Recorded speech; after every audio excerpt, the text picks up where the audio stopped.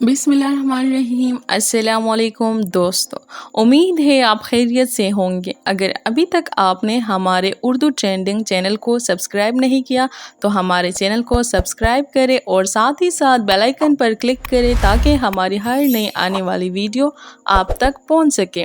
तो चलिए दोस्तों, चलते हैं अपनी वीडियो की तरफ। बिस्किट में सुराख क्यों होते हैं? बिस्किट का शुमार हल्की फुल्की ग़िज़ाओं में होता है। बिस्किट को बच्चों के साथ बड़े भी बहुत शौक से खाते हैं।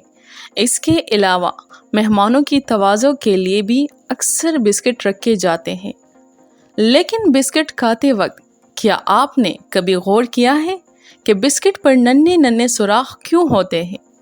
बिस्किटों की तैयारी के वक्त ओवन यानी तंदूर में डालने से कबल इसके आटे में ऊपरी सतह पर नन्हे नन्हे सुराख किए जाते हैं।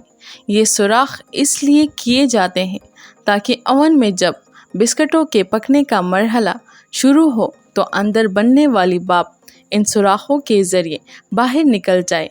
अगर ये भाप बाहर ना निकले तो बिस्किटों के टूटने और इन पर बदनुमा निशानात पड़ने का ख़तरा होता है। तो दोस्तों, ये थी हमारी आज की वीडियो। अगर वीडियो पसंद आई हो तो इसे लाइक और शेयर करें। Thanks for watching.